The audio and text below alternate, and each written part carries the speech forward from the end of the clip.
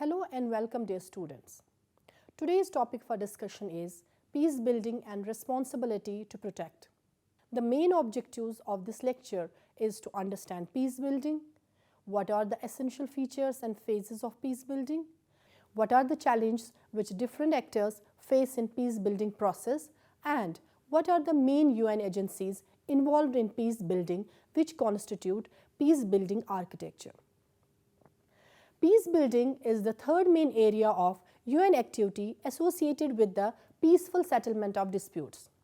Its relation to peacekeeping has received less attention than the link between peacemaking and peacekeeping. But as a means of preventing the recurrence of hostilities, reconstructing economic and social interactions, and facilitating resolution, peace building is a crucial activity. There are many possible definitions of peace building and varying opinions about what it involves.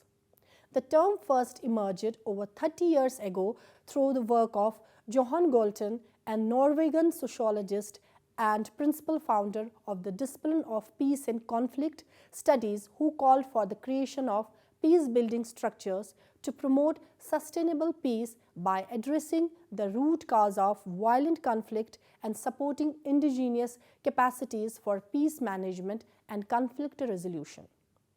Peace building became a familiar concept within the UN after Boutros Boutros-Ghali's 1992 report, An Agenda for Peace, who served as 6th Secretary General of United Nations. Boutros-Ghali defines peace building as action to identify and support structures which will tend to strengthen and solidify peace in order to avoid to relapse into conflict. According to him, peace building amounts to rebuilding the institutions and infrastructures of nations torn by civil war and strife, building bonds of peaceful mutual benefit among nations formerly at war. Offering a definition with a different emphasis, the proceedings of the International Conference on Peace Building held in 1986 defines peace building as a positive, continuous, cooperative human endeavor to build bridges between conflicting nations and groups. It aims to enhance understanding and communication and dispel the wandering rocks of distrust, fear and hate. In 2000, the Brahimi report, released by an independent panel of experts appointed by UN Secretary General Kofi Annan and led by Ambassador Lakhdar Brahimi of Algeria, defined it as activities undertaken on the far side of conflict to reassemble the foundations of peace and provide the tools for building on those foundations, something that is more than just the absence of war. The UN's understanding of peace building has continued to evolve ever since. Peace building has played a prominent role in UN operations in many states, including Afghanistan, Bosnia and Herzegovina, Cambodia, El Salvador, Guatemala, Iraq, Liberia, Libya, Mozambique and Sierra Leone. The UN's peace-building activity is carried out by agencies within the system such as the World Food Programme, UN Development Programme and the UN Children's Fund, and by specialized agencies like the World Health Organization, that's WHO, and the UN Educational, Scientific and Cultural Organization, UNESCO. In addition, a large number of non-governmental organizations are engaged in peace-building activities, often alongside peacekeeping missions. Let us discuss the essential features of peace building. Peace building is a crucial activity and its success depends on the number of factors which include national ownership. It should be noted that peace building is primarily a national challenge and responsibility. It is the citizens of the countries where peace building is underway, with support from their governments, who assume the responsibility for laying the foundations of the lasting peace. So, national ownership is essential to the success of peace building. Next is national capacity. National capacity development must be centered to all international peace building efforts from the very start as a part of the entry strategy, not the exit. Indeed, A core objective for peace building is to reach as soon as possible the point when external assistance is no longer required by ensuring that all initiatives support the development of national peace building capacities. This is a challenge, especially in the early days when peace is fragile and national capacity is often displaced and severely limited. Nevertheless, peace building must focus proactively on rebuilding national capacity, otherwise peace will not be sustainable. To support this effort, the collective assessment of existing capacities should be conducted early on. Third one is common strategy. Inclusive peace building involves many actors. The key to effective peace building lies in an agreement common strategy with clear priorities against which the UN, the international community and national partners can allocate resources. A common strategy should be nationally honored, derived from an inclusive planning process with many and diverse stakeholders consulted as the strategy is developed, and it should be based on an assessment of the country's situations, including analysis of conflict drivers and risk. Now we will discuss the phases of peace building. Most peace building happens once conflict, that's major, large-scale violence, has ended, but some peace building tasks can start even during conflict. For example, in pockets of peace, civil society organization, local government or traditional actors may be promoting conflict resolution mechanisms or seeking to provide basic services or develop livelihood opportunities. The UN can support them. It is important to start assessing capacity as soon as the end of conflict is in sight, particularly national capacity, but also other potentially useful capacity in the country or the region, such as resident staff or NGOs. This preparatory groundwork enables the UN to respond more quickly and effectively once a negotiated settlement has been reached and elements of peace are established, as well as to capitalize on any opportunities to build peace from the bottom up where pockets of the stability exist. At that point, the volume of the peace-building action is expected to ramp up significantly. In this early period, people are ready for change, have high expectations, and can easily revert to conflict if they do not feel tangible benefits from peace.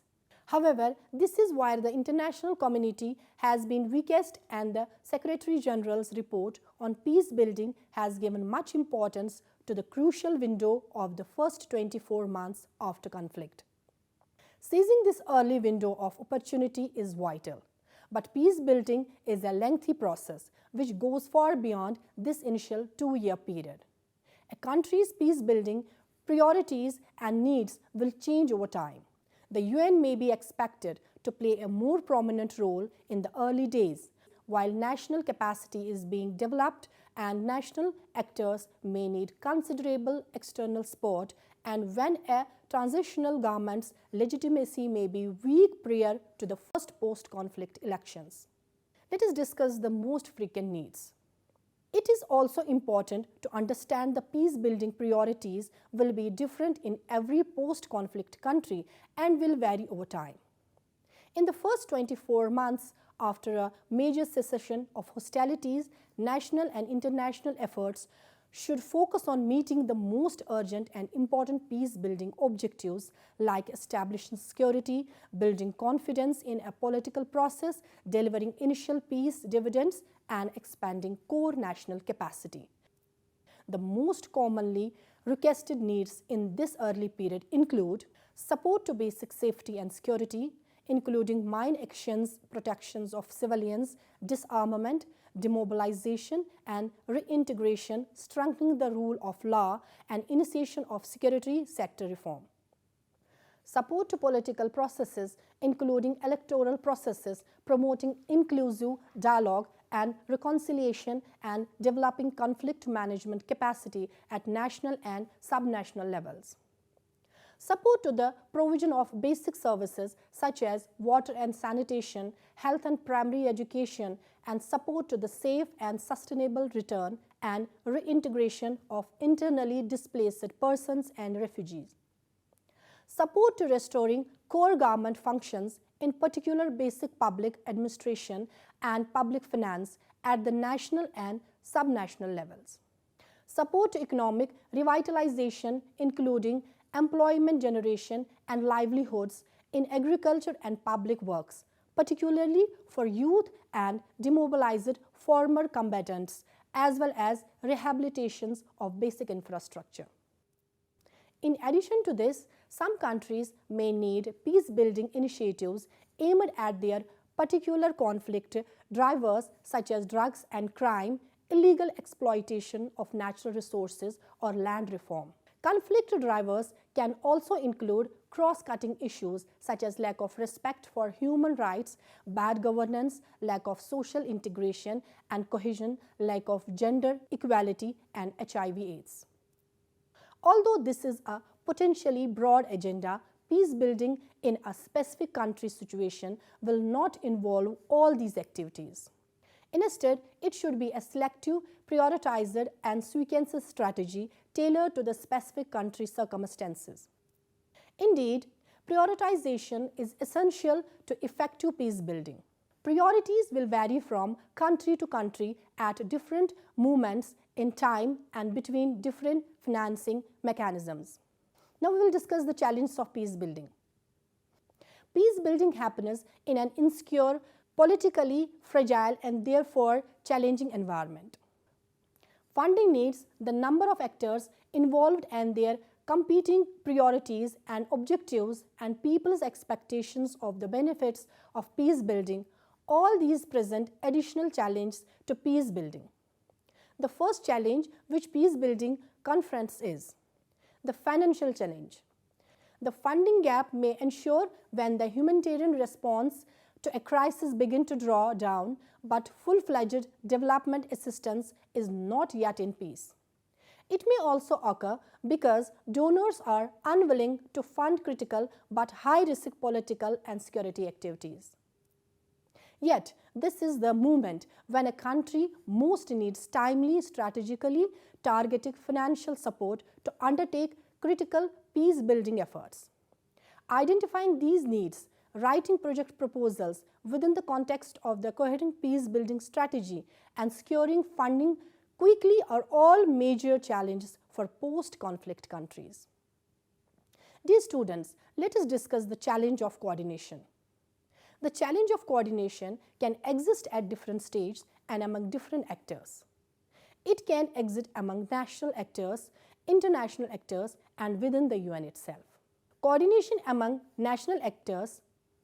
It has been emphasized about that national ownership is among many national actors involved in peace building. The national actors may face coordination challenge at least at 3 stages of peace building.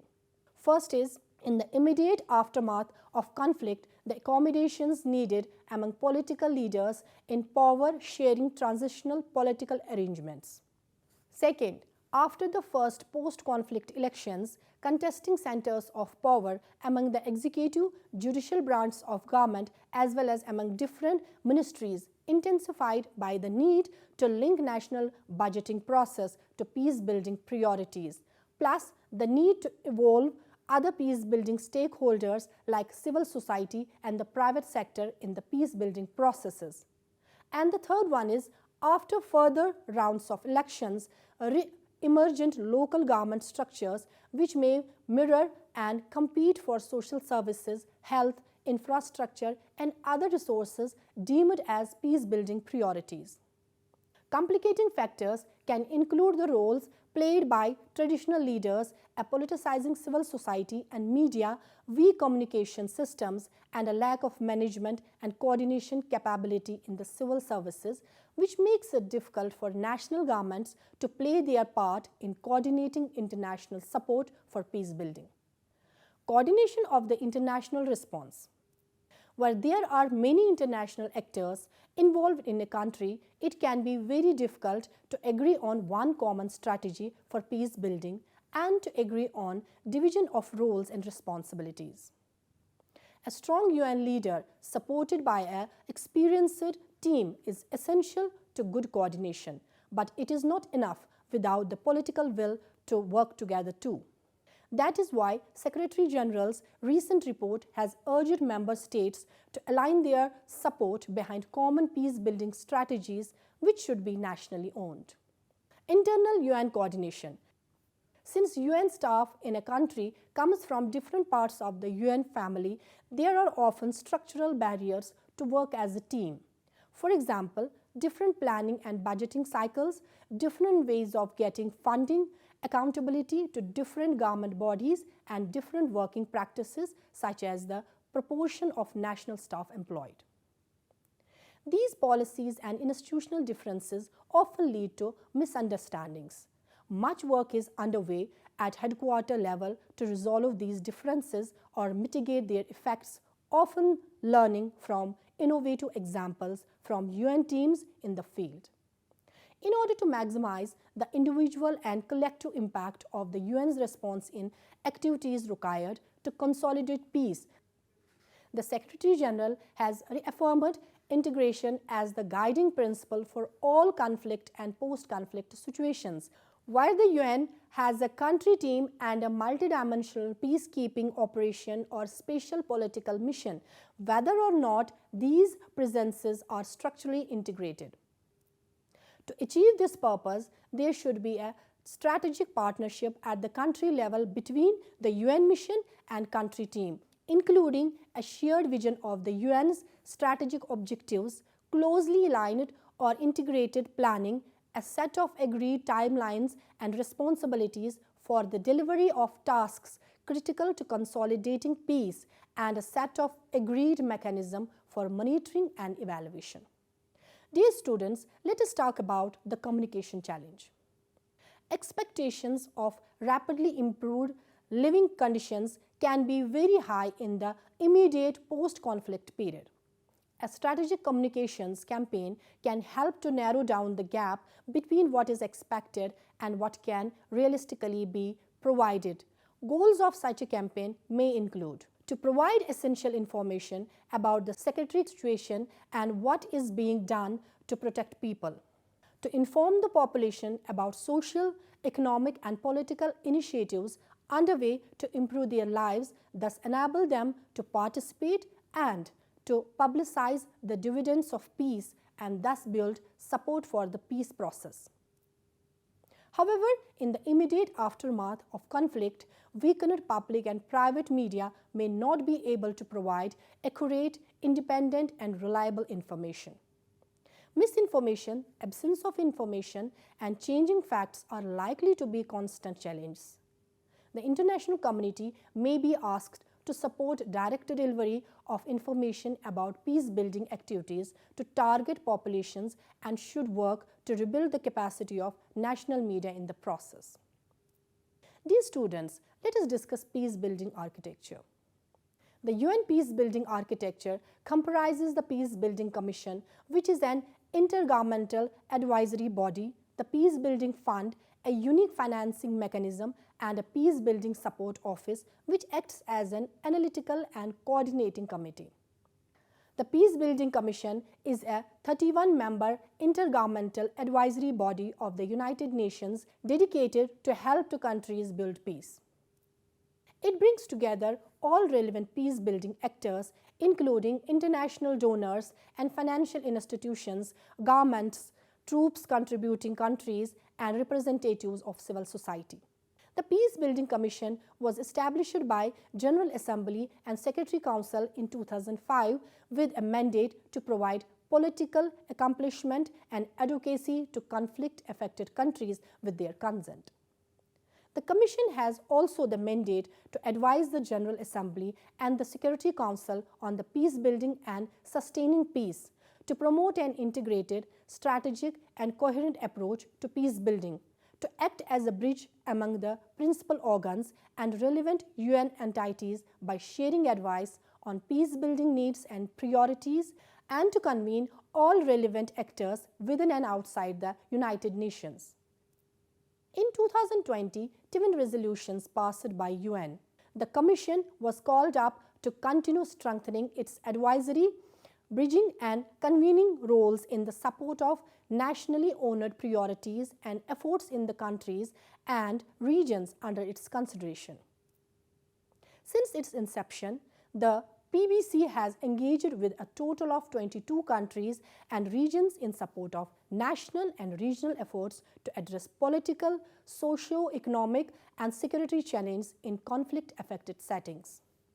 The PBC engagement is done through meetings, high-level events, briefings to main UN bodies such as the Security Council, as well as through field visits and informal interactions with relevant stakeholders. In 2020, the PBC held ambassadorial level meetings focused on 15 countries and region-specific contexts, including new engagements on the Central African region and the Pacific Islands. In addition, the PBC's thematic meetings included briefings on peace-building priorities in a number of countries and regions, including Bosnia and Herzegovina, Kazakhstan, and Sudan. Since its inception, the PBC has actively engaged on a number of thematic and cross-cutting issues that are important for peace building. In 2020, these included dedicated discussions on women, peace and security, and youth, peace and security, as well as a series of consultations within the framework of 2020 review of the peace building architecture. In line with its gender strategy, the PBC promotes gender-responsive peace building through the systematic engagement with women peace builders and better mainstreaming of gender dimensions of peace building into its country-specific and regional activities. In commemoration of the 20th anniversary of Security Council Resolution 1325, the Commission increased its efforts in 2020 in support of women, peace and security in line with the commitments set out in its gender strategy, leading to a record 25 women peace builders who briefed at PBC meetings in 2020. The second important pillar of peace building architecture is the Peace Building Fund. It is a multi-year standing fund for peace building supported by voluntary contributors. The fund supports more than 120 projects in over 25 countries and acts as an investor of first resort in countries emerging from conflict. It delivers immediate aid when other funds are not yet available to countries at risk of descending into violent conflict. Its specialists also provide guidance to ensure well-coordinated, conflict-sensitive and politically astute programming. The PBF may invest with UN entities, governments, regional organizations, multilateral banks, national multi-donor trust funds, or civil society organizations. From 2006 to 2021, the PBF has allocated nearly $1.67 billion to 65 recipient countries. Since its inception, 64 member states contributed to the fund and 46 have made commitments and pledges for the present 2020 to 2024 investment plan. The fund works across pillars and supports integrated UN responses to fill critical gaps, respond quickly and with the flexibility to peace-building opportunities, and catalyze processes and resources in a risk-tolerant fashion. Third important component of peace-building architecture is Peace Building Support Office. Established in 2005, the Peace Building Support Office helps to sustain peace by fostering international support for nationally owned and internationally led peace-building efforts. The Peace Building Support Office was established to assist and support the Peace Building Commission with strategic advice and policy guidance, administer the Peace Building Fund, and to support the Secretary General in coordinating United Nations agencies in their peace-building efforts. In the founding resolutions established the Peace Building Commission, the United Nations General Assembly and the Security Council requested the Secretary General to establish within the Secretariat from within the existing resources a small peace-building support office staffed by qualified experts to assist and support the Commission. The office comprises the Peacebuilding Commission Support Branch, the Peacebuilding Strategy and Partnerships Branch, and the Financing for Peacebuilding Branch. Dear students, it was all about today's lecture regarding peace building and responsibility to protect. Hope you have understood it well. See you next time with a new topic. Till then, take care. Goodbye.